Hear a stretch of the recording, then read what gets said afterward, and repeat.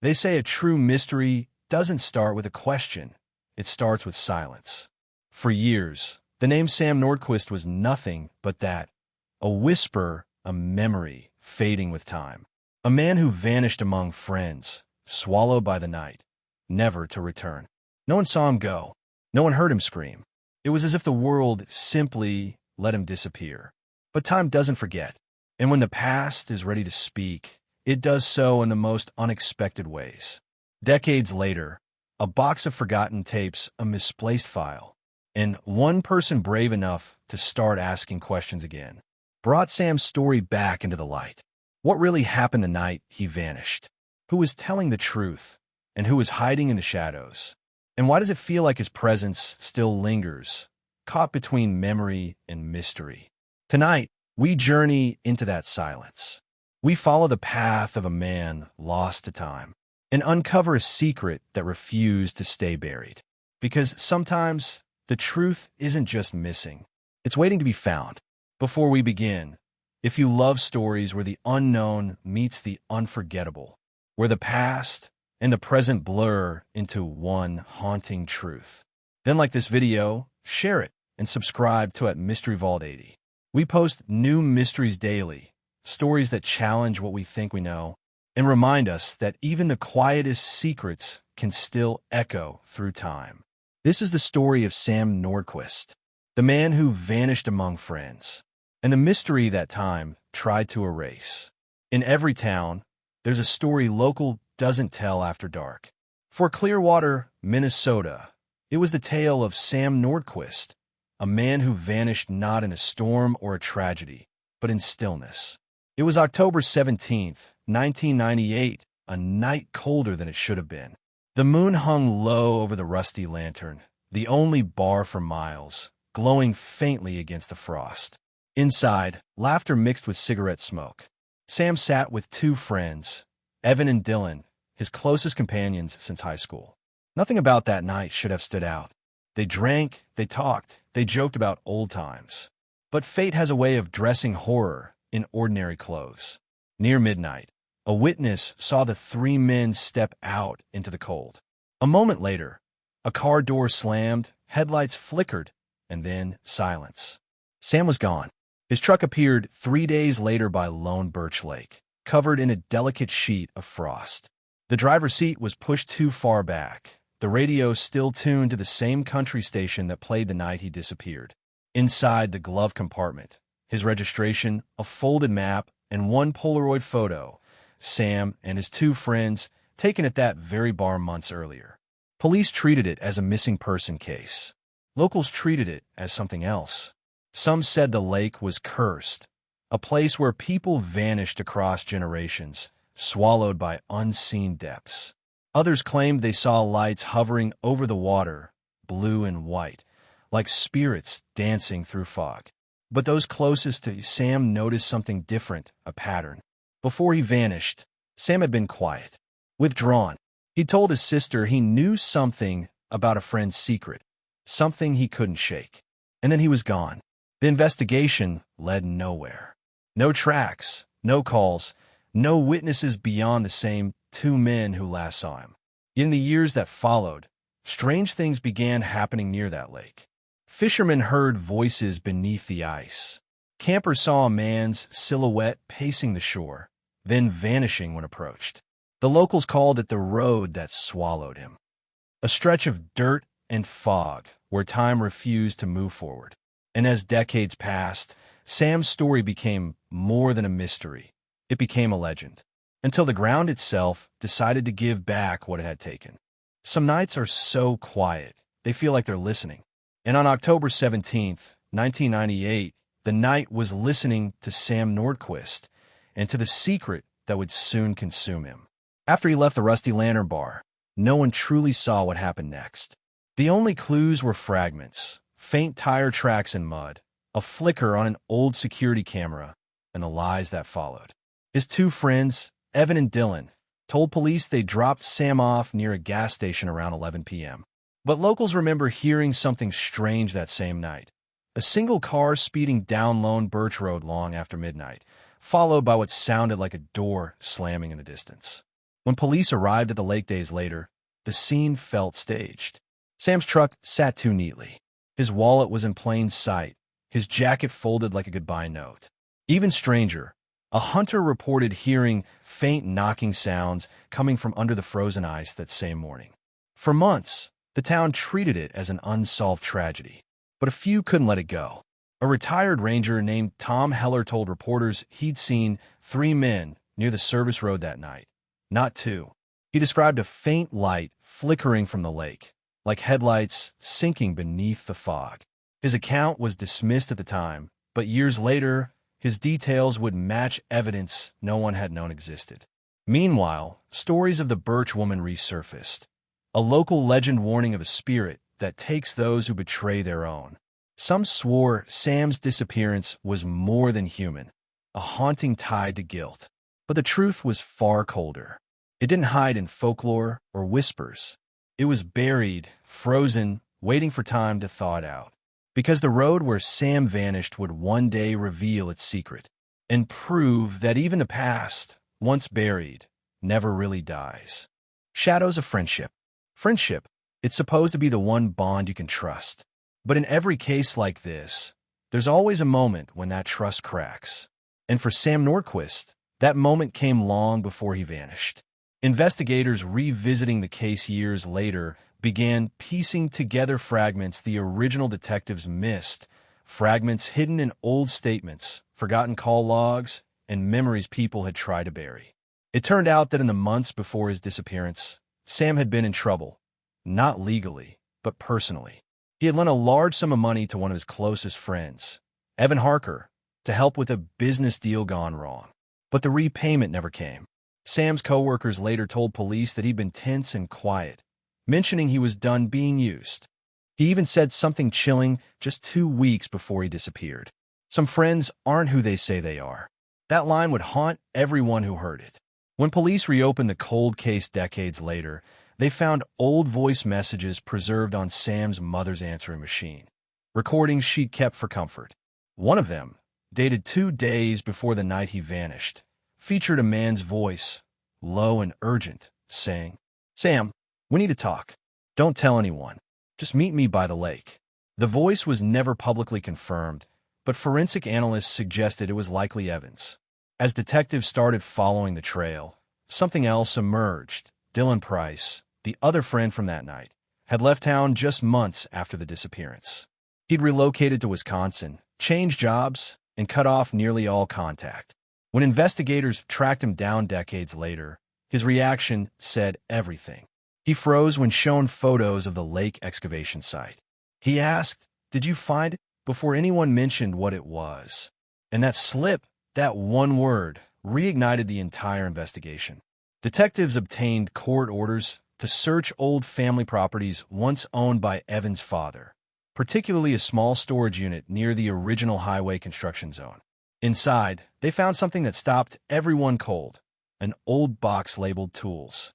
Inside that box were a set of car keys, partially rusted, later confirmed to belong to Sam's pickup truck. Alongside them, a faded photo of the 3 friends, smiling, with the words "The Crew, 1995" scribbled on the back.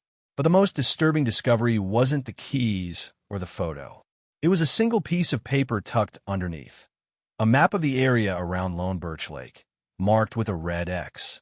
The X sat precisely where, 45 years later, highway workers would uncover something horrifying during construction. A buried section of earth containing human remains encased in compacted soil and ice. For forensic experts, it was a breakthrough. DNA confirmed it. The remains were Sam Nordquist. The discovery sent a shockwave through Clearwater. Families who had lived through the mystery for decades gathered outside the police station, holding candles in the cold night air. But for investigators, the question wasn't where he was anymore. It was why. Why had 2 friends covered up a death for more than 4 decades? And why had no one spoken, even when the guilt must have eaten them alive? What followed were days of interrogation and confession, not in the typical sense, but in pieces, letters, and journal entries found later.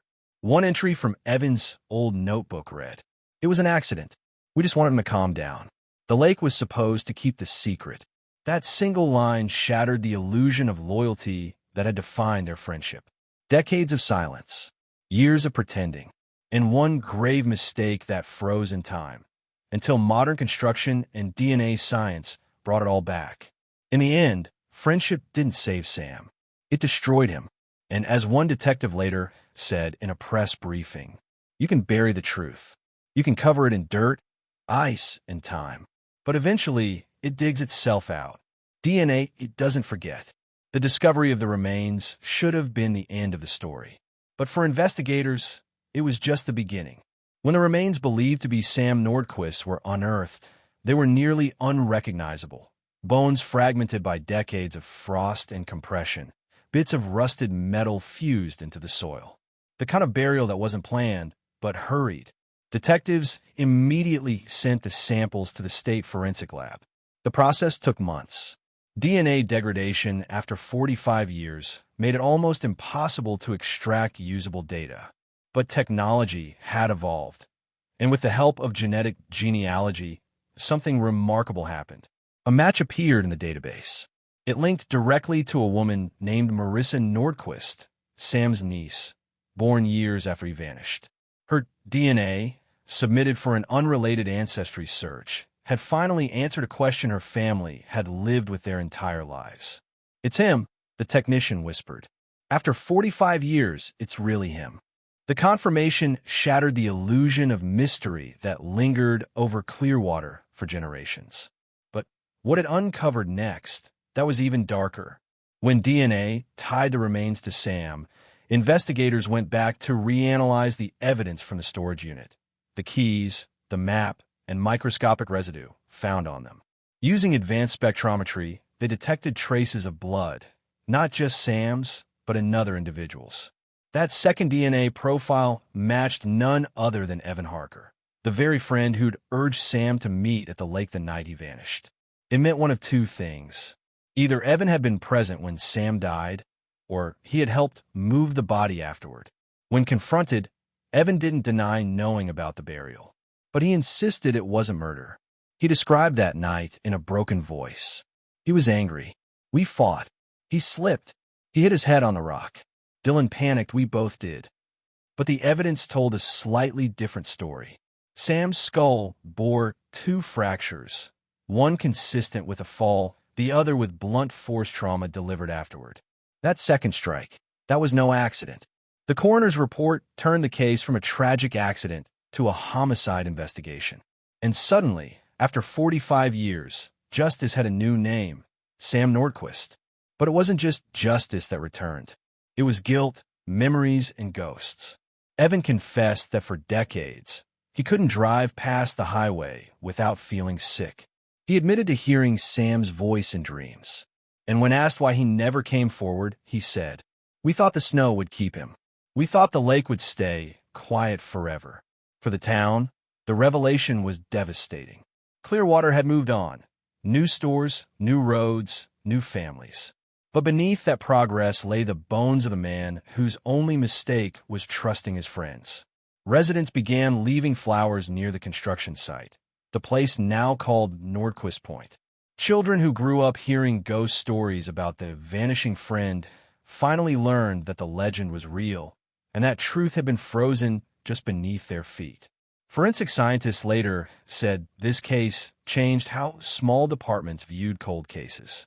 Because even after decades, after time, weather, and memory had erased everything, DNA remembered. It didn't care about secrets. It didn't care about guilt, fear, or silence. DNA told the story exactly as it was. And as one detective remarked during the press conference, his words echoed across the crowd. Time can bury the truth, but science will always dig it up. But even as the world finally knew what happened to Sam Nordquist, one question still lingered like fog over the frozen lake. If it was an accident, why did they hide it? The confession that changed everything. They say time heals all wounds. But in Clearwater, time only preserved them, buried under guilt, silence, and the thick frost of forgotten promises. After the DNA revelation, the investigation shifted from discovery to accountability. Two men, once friends, once brothers in spirit, were now suspects in a murder that had slept for nearly half a century. Evan Harker had already confessed to being there, but when detectives pressed further, his story began to fracture, just like the ice that covered the lake that fateful night. He said Sam fell. He said it was an accident. He said Dylan panicked. But when shown the autopsy results, the two fractures, the evidence of defensive wounds, Evan froze. His hands trembled as he stared at the photos. Then, after nearly 10 minutes of silence, he whispered, He didn't fall. Dylan hit him first. The room fell silent. Detectives exchanged glances, knowing this was the break they'd waited decades for. Evan explained that Sam had been threatening to expose something about money missing from a joint business venture the three men shared in 1978. Sam had discovered falsified invoices, and when he confronted Dylan, an argument broke out by the lake. It escalated quickly. Words became shouts. Shouts became violence.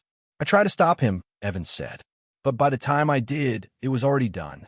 Evan claimed that after Sam's death, Dylan insisted they hide the body, that no one would believe it was an accident. Fear took over.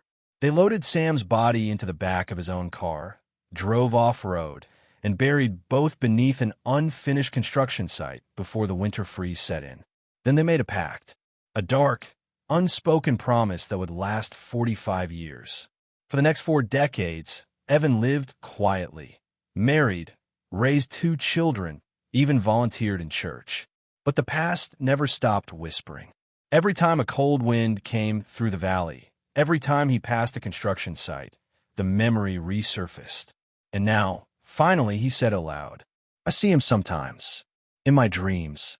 He's standing by the lake, asking why I didn't help. The police took his full statement, recording every trembling word. But there was still one man missing, Dylan Reeves, the last piece of the puzzle. When investigators tracked him down in Arizona, he was 78 years old, frail, unwell, and nearly blind. At first, he denied everything. Then, when confronted with Evan's confession and the forensic evidence, something in him cracked.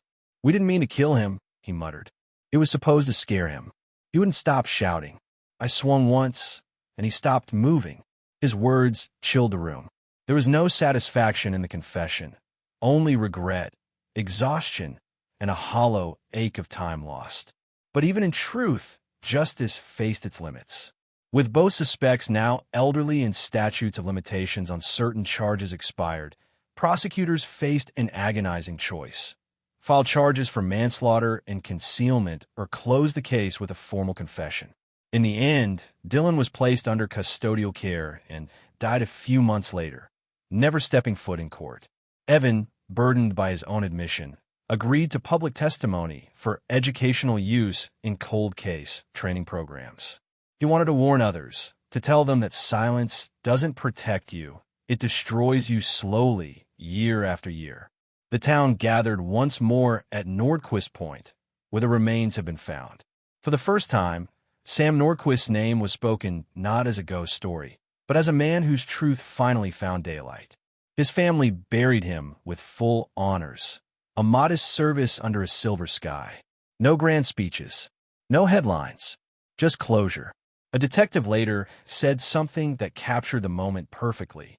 Sometimes justice isn't about punishment. It's about peace. And in Clearwater, for the first time in 45 years, peace finally came. But for those who carried the secret, peace would never mean freedom. Because when you bury the truth that deep, you don't just hide a body. You bury yourself beside it. The echoes of truth. When the story broke, Clearwater was never the same again. What began as a whisper, a cold case closed after 4.5 decades, became a storm that spread across the nation. News anchors used words like unbelievable, chilling, closure after 45 years. But for those who lived in the town, it wasn't closure. It was reopening an old wound they'd never fully let heal. The day after the confession went public, crowds gathered near the site where Sam's car had been unearthed. Reporters hovered like vultures, cameras flashing as yellow tape fluttered in the wind. Locals brought flowers.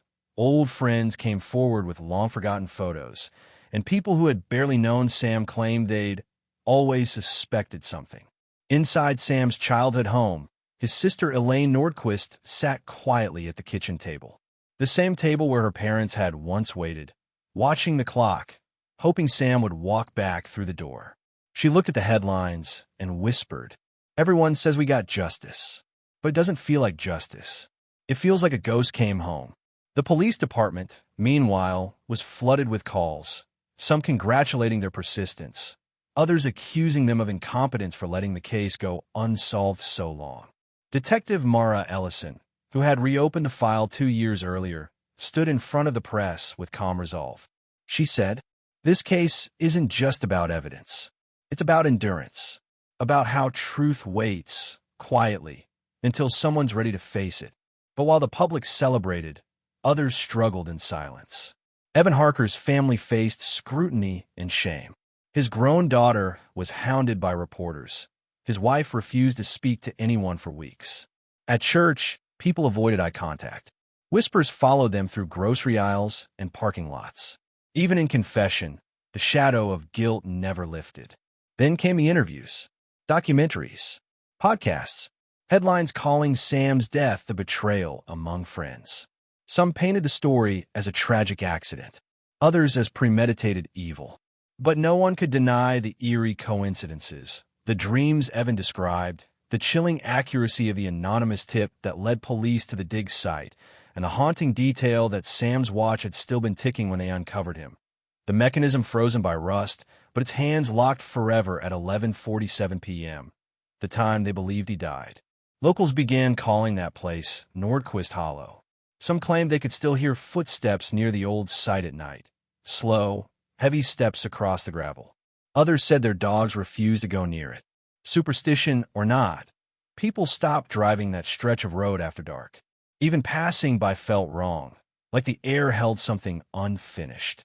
But beyond the fear, there was also reflection. Sam's story became a lesson about friendship, trust, and how truth doesn't die, even when those who buried it grow old. Local schools began teaching the Nordquist case in criminology seminars. It inspired new laws on unsolved cases, expanding the reach of forensic cold case units across the state. And somewhere in the quiet of his small Minnesota home, a retired forensic technician, the same one who had first examined Sam's case back in 1978, watched the coverage, shook his head, and said softly, "We always thought time would erase what we couldn't prove. Turns out time preserved it." As the final press conference closed, the town fell silent once more. There were no more suspects to chase, no more mysteries to solve. Only the echo of a man's life that had finally been heard again. Still, some couldn't let go. Every few nights, someone would leave a candle at the site, its light flickering against the wind. And every anniversary, Elaine would visit with fresh flowers and whisper, "You're home now, Sam, but I still wish you'd just called that night." The camera pans over the empty stretch of highway, snow beginning to fall, covering tire tracks, footprints, and the scars left by years of searching. Justice had come, yes, but it came too late.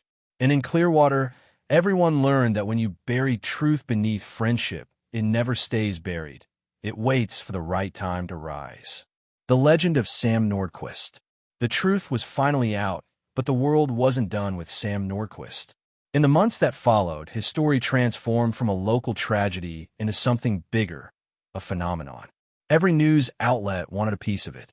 True crime shows dramatized the story, podcasters debated every detail, and internet sleuths built elaborate theories connecting Sam's case to other disappearances across the Midwest. For the first time in decades, Clearwater, a quiet town that once wanted to forget, became a destination. Tour buses rolled through the old highway where Sam's car was unearthed. TikTok creators filmed themselves near the dig site, whispering into cameras about the road that betrayed its own. A true crime convention even hosted a panel titled "The Vanished Friend, When Loyalty Kills." But in the noise of viral fascination, something important began to fade, the man behind the mystery. Sam Nordquist wasn't just a headline. He was a son, a brother, a friend. He loved baseball, built furniture in his spare time, and used to volunteer at the local shelter on weekends. His sister, Elaine, said in one interview, "It's strange hearing strangers talk about him like a character in a show. He wasn't a story. He was my family." Yet even she admitted that the case, now reopened, re-examined, retold, had given her a strange kind of peace. Not because justice was perfect, but because silence had finally broken. Meanwhile, digital forums obsessed over the timeline.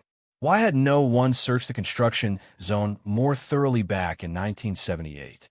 How had the car remained preserved beneath layers of concrete and soil? Forensic experts explained. A sinkhole had formed under a disused access road, swallowing the car slowly over time.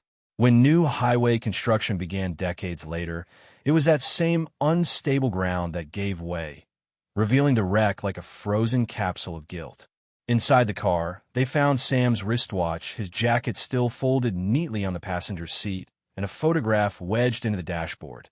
3 smiling men by a lake. Sam, Evan, Dylan. A memory turned monument to betrayal. But even as the facts came out, something else began to happen.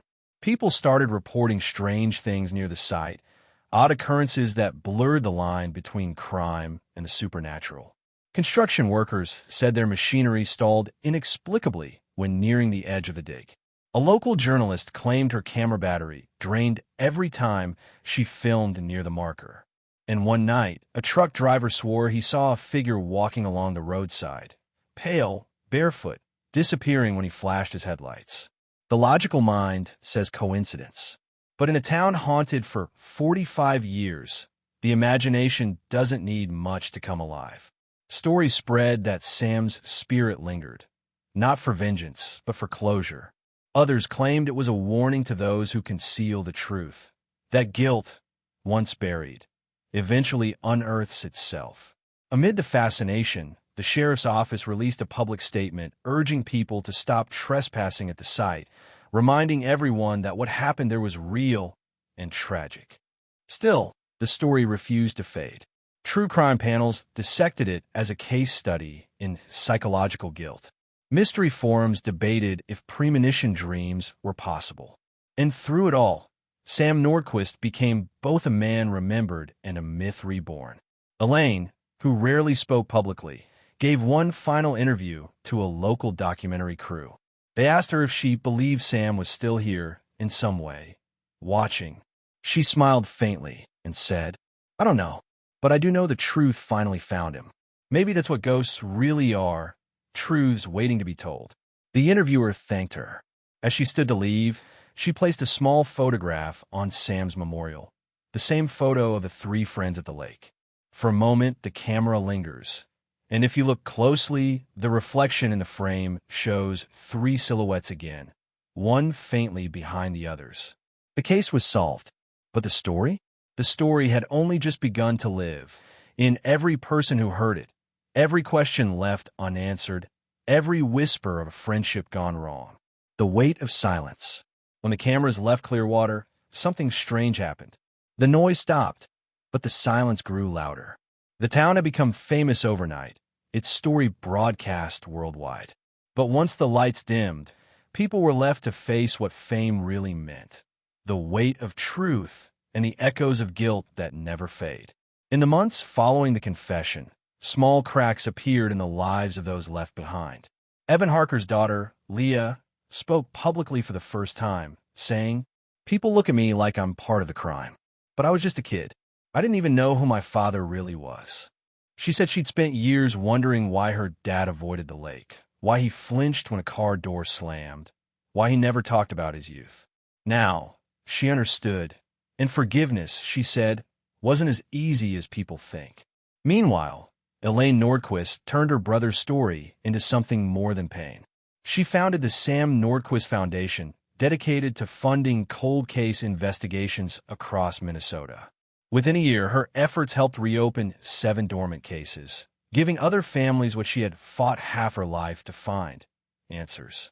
Reporters called it the Clearwater Effect, a reminder that silence, though comfortable, is never justice.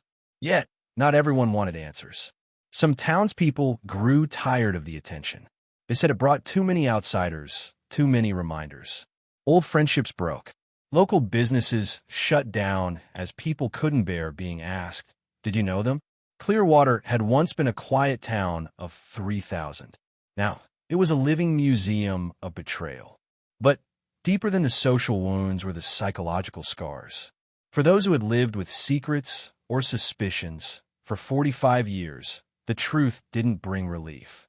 It brought exposure. The bartender from that night in 1978, now in her 70s, admitted in a rare interview that she had always felt something was off. He didn't look drunk when he left. He looked scared, she said. I told myself not to get involved. Now I wish I had. That's the thing about silence. It doesn't erase guilt. It multiplies it. Psychologists who studied the case later coined the term collective guilt syndrome to describe Clearwater's strange transformation, how an entire town carried fragments of responsibility without ever committing a crime. They said the Nordquist case proved a chilling truth. When lies last long enough, they stop belonging to one person. They belong to everyone who looked away. Across the country, true crime enthusiasts dissected every moment of the story, but criminologists focused on something else: the psychology of friendship and deception. Dr. Amelia Ross, a forensic behaviorist, wrote in her journal, "Friendship crimes are among the most haunting, because when a friend kills, they don't just destroy a life. They destroy trust in the very idea of closeness." And for Evan Harker, the surviving accomplice, that trust had been his punishment long before the police arrived. He lived out his final days in assisted care, spending hours staring at the window overlooking a frozen pond. One nurse recalled him whispering, "Sometimes I still see the headlights." In the end, the case of Sam Nordquist wasn't just about murder or even justice. It was about the corrosion of silence, how lies eat through generations like rust on steel. And it was about how truth, once revealed, doesn't heal neatly. It leaves scars that glint under the light, reminding us that peace comes not from forgetting, but from facing what we fear most. Today, the stretch of road where Sam's car was found has been renamed Nordquist Way. A plaque sits by the shoulder, in memory of those who vanish, and those who never stopped searching. Locals still leave flowers there, not for the crime, not even for the man, but for the truth finally spoken.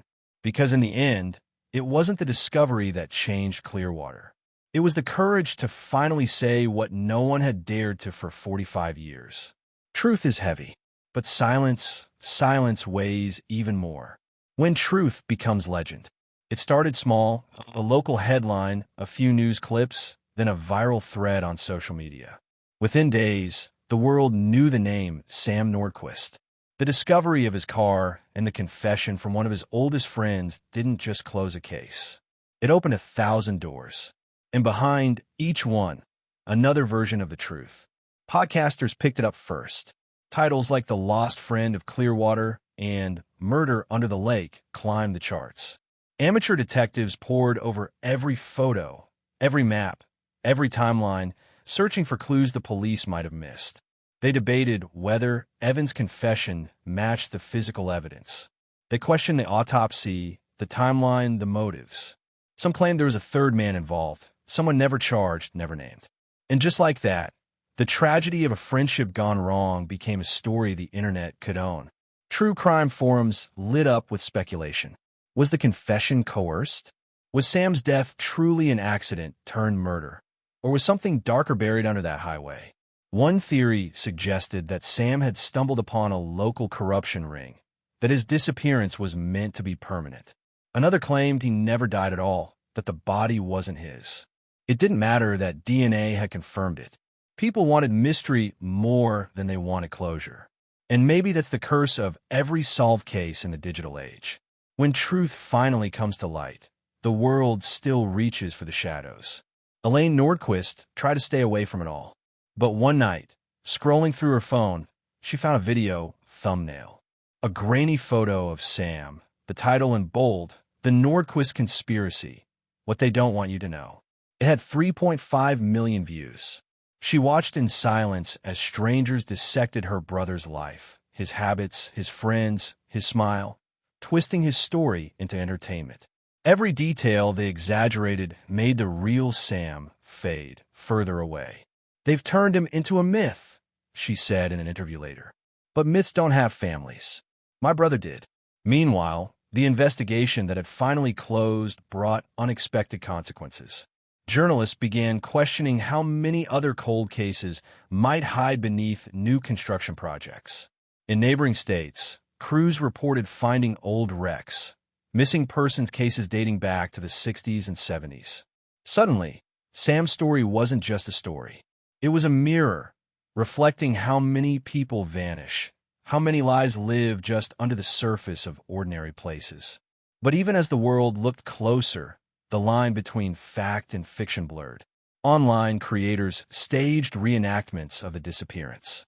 Tourists visited Clearwater's lake to film mystery vlogs. Teenagers snapped photos beside the memorial plaque, tagging them with #TheVanishedFriend. What began as justice had become something else, a digital ghost story. For some, it felt like exploitation.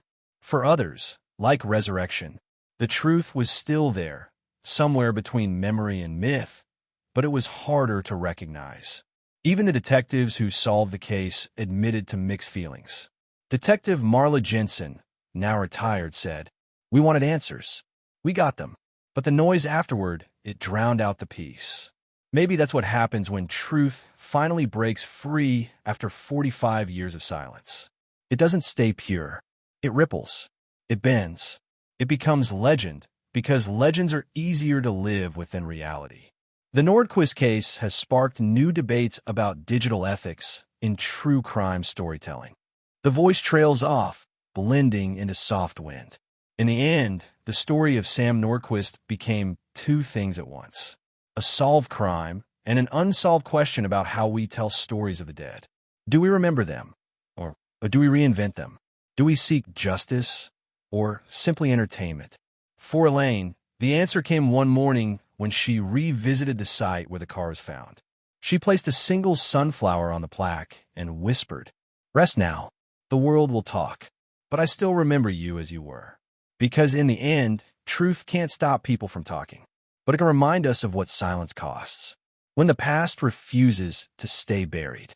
Following the recent closure of the Nordquist case, authorities have announced a second investigation tied to the original suspects. The case of Sam Nordquist was supposed to end in peace. After 45 years, the body was found, the confession made, and the truth written in the official reports. But truth, like water, seeps into every crack it can find. And in Clearwater, those cracks were widening. When detectives reopened the files to process the final evidence, something strange surfaced. An old audio tape, mislabeled and nearly destroyed by mold. It wasn't part of the official investigation. It had been recorded by a private investigator in 1979, 1 year after Sam vanished. On it, a man's voice, faint but recognizable, mentioned a second body. Another person who had gone missing around the same time. The name? Lori Kessler, a nursing student from a nearby town. Until then, Lori's case had been treated as unrelated, a young woman who vanished hitchhiking home after a late shift. But the new audio connected her to the same circle of friends that surrounded Sam, including Evan, including Carl. Could it be that the same men who were with Sam on that last night knew more about Lori's disappearance, too? Detective Marla Jensen, still working with the cold case unit, described the moment she heard the tape. It wasn't just eerie. It was like hearing the ghost of an unfinished story whisper through static. The team re-examined everything. The phone records, the photos, even the road maps of 1978. They found a chilling overlap. The last place Lori was seen was less than 5 miles from the stretch of highway where Sam's car was buried. Reporters jumped on it immediately. Headlines exploded. One case solved, another awakened. Frozen truth melts into new mystery. Clearwater's other disappearance, the forgotten girl. The narrative that had once given closure now reopened old wounds.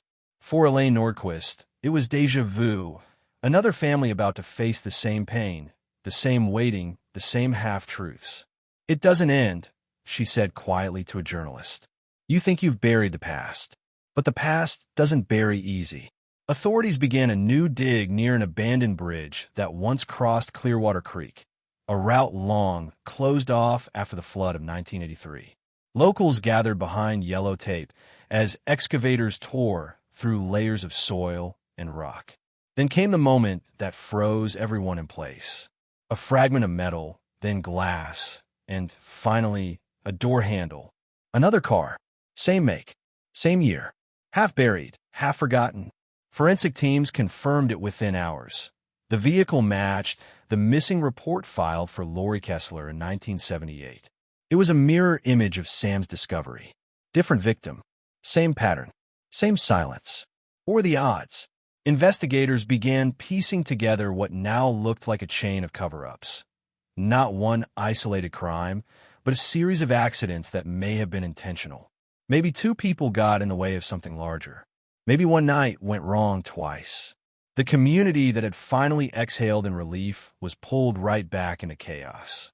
Evan, already serving his sentence for manslaughter, was suddenly under scrutiny again. Did he confess to Sam's death to hide a bigger truth? Did he take the fall to protect someone else? When questioned, his response was cryptic. You think you found everything? You haven't even dug deep enough. Online theorists went wild.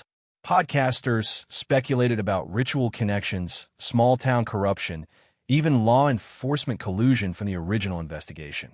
The internet resurrected both victims as part of one chilling headline.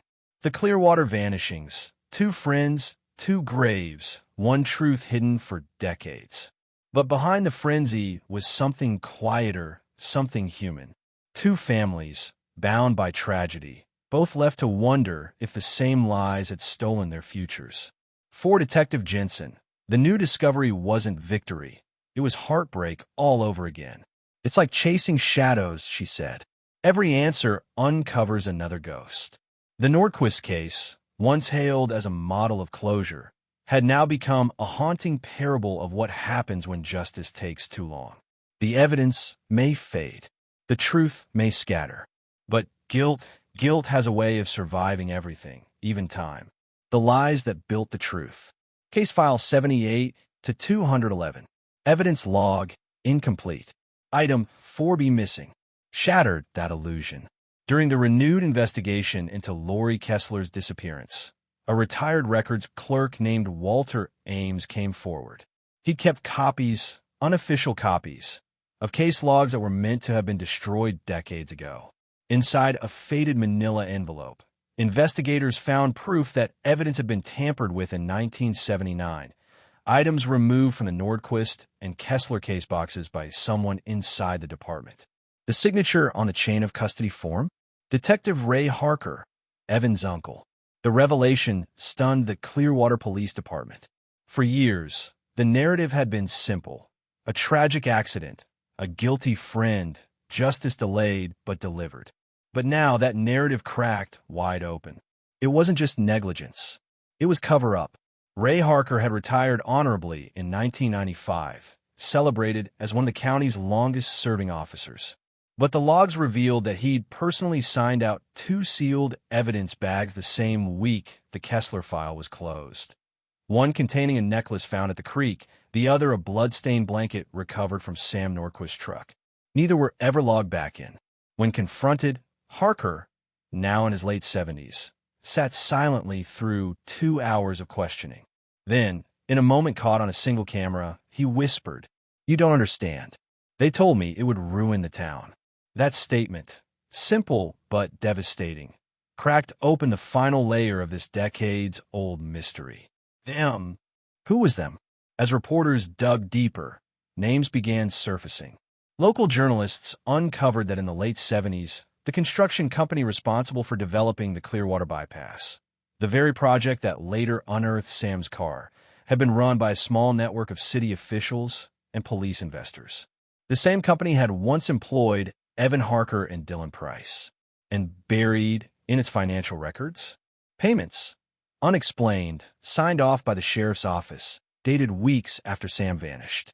It all fit together like the edge pieces of a long-lost puzzle. Sam wasn't just a random victim. He had been working part-time maintenance for that construction firm. Lori had been interning at the same company's medical supply affiliate. Both had stumbled upon something they weren't supposed to see: forged safety reports, inflated contracts, environmental violations hidden from federal inspectors. If the theory held true, Sam and Lori hadn't just disappeared by accident. They had been silenced. When the Cold Case Division confronted the surviving suspects, one detail returned like a ghost. Evan's last words in Chapter 10. "You think you found everything? You haven't even dug deep enough." He wasn't talking about dirt or graves. He meant records, literal evidence buried beneath the very highway built to erase the past. So they dug, this time not for bodies, but for proof. Under the foundations of Highway 16, investigators found a small steel box sealed in concrete. Inside, 3 undeveloped film rolls, 1 rusted revolver, and a piece of folded paper. When processed, the film revealed blurred nighttime photos, headlights reflecting off wet asphalt, silhouettes of 3 men near a car by the lake. And in the corner of one frame, the outline of a woman's necklace, the same one missing from evidence. The revolver was matched through ballistics to one found near Sam's car, though degraded. And the paper, though mostly illegible, contained a name scrawled in ink. Lori. It wasn't enough to convict, but it was enough to confirm what Sam's mother, what Lori's family, what Clearwater had refused to believe for decades. These weren't coincidences. For the families, the truth was both a relief and a curse. After 45 years, closure came with the realization that those sworn to protect had once helped bury their pain. Elaine Nordquist said it best during a memorial service. "I thought I wanted answers, but the truth hurts more than the not knowing ever did."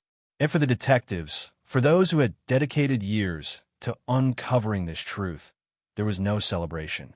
Only the quiet understanding that justice delayed can often mean justice denied. The Nordquist and Kessler cases were finally closed. But in Clearwater, people still say that on cold nights when fog rolls off the lake, you can hear the hum of an old engine under the water. A reminder that some roads never really end. The road remembers. Every story has an ending. But some endings aren't written. They're found, buried in dirt, frozen in silence, or whispered by the few who dare to look back. The story of Sam Nordquist and Lori Kessler was one such ending. A road that took 45 years to tell the truth. When construction workers first uncovered Sam's car, they didn't just find a vehicle. They unearthed an entire generation's secret. And when Lori's car was discovered months later, the silence that had blanketed Clearwater for decades began to crack open. Detective Marla Jensen, weary but unyielding, stood at the excavation site one last time. Reporters were gone. The headlines had moved on. But for her, and the families left behind, the road was still alive, humming with ghosts of what it had buried. It was never about just finding a body, Jensen later said in her statement. It was about finding who buried the truth. Forensic results eventually confirmed the impossible. The DNA from both crime scenes connected directly to Gerald Hume's brother-in-law, the construction foreman. He had died in the early 1990s, taking his secrets to the grave. But journals recovered from his old property suggested something chilling. That both deaths were covered up to protect an illegal side operation that ran through the construction crew, smuggling and insurance fraud tied to missing vehicles. Sam and Lori? They weren't supposed to die. They just stumbled into the wrong truth. In a press release 45 years too late, Clearwater County finally amended the case files to reflect the truth. Homicide, not accidental death, not runaway. Just 2 innocent people whose stories have been paved over, literally and figuratively. At the memorial, Elaine Nordquist placed a white rose by a small plaque engraved with her son's name. She spoke quietly, her words carried by the wind. "The road doesn't take you, Sam. It brings you home." Nearby, Lori's surviving sister stood with tears streaming down her face. 2 families, 2 gravestones, one endless road. For Detective Jensen, the closure came not with handcuffs, but with truth. Justice isn't always a courtroom, she told a documentary interviewer. Sometimes justice is a story finally told, one the world can't ignore anymore.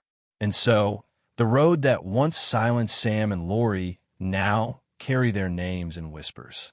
Drivers pass over it daily, unaware that beneath the asphalt lies a history of betrayal, friendship, and loss. But the land remembers. Time remembers. The road remembers. Because in every disappearance, there's always more than one kind of death. The first is when the person is lost. The second is when their story fades. But when someone refuses to stop asking questions, the story lives again. If Sam and Lori's story teach us anything, it's this. Truth doesn't die, it waits. Sometimes buried under concrete, sometimes hidden behind friendships, but it always waits for someone brave enough to uncover it. Some mysteries end with answers. Others end with questions that echo across time, like whispers trapped in the wind. The story of Sam Nordquist is one of those mysteries. A man who vanished not just from the world, but from the truth itself. And yet, decades later, his story re-emerged. Not because of luck, but because people refused to let him disappear completely. At Mystery Vault 80, we believe that mysteries are more than puzzles. They are windows into forgotten lives. Every case we uncover, every theory we explore, reminds us that behind each headline is a heartbeat, a family, a memory that deserves to be honored. And tonight, you became part of that remembrance. When you watched this story unfold, when you paused to wonder, when you questioned what really happened, you kept Sam Nordquist's memory alive. And that, more than anything, is how mysteries are truly solved. Not through answers alone, but through awareness. If you felt the same chill, the same curiosity, that lingering question, what really happened out there? Then don't let that feeling fade. Like this video, comment your theory below. What do you think led to Sam's vanishing? Was it betrayal, fear, or something beyond comprehension? Every comment adds another piece to the puzzle. And sometimes, it's the audience who sees what others missed. Subscribe to Mystery Vault 80 and join a community where every mystery has a place to be heard. We release new mysteries daily, from historical vanishings and paranormal puzzles to modern-day secrets and unexplained events. Every day, we step deeper into the unknown, searching for the stories that hide between time and truth. When you hit subscribe and turn on the notification bell, you don't just follow a channel, you open the vault. And inside, you'll find voices, faces, and fates waiting to be rediscovered. Share this video with someone who loves the unexplained.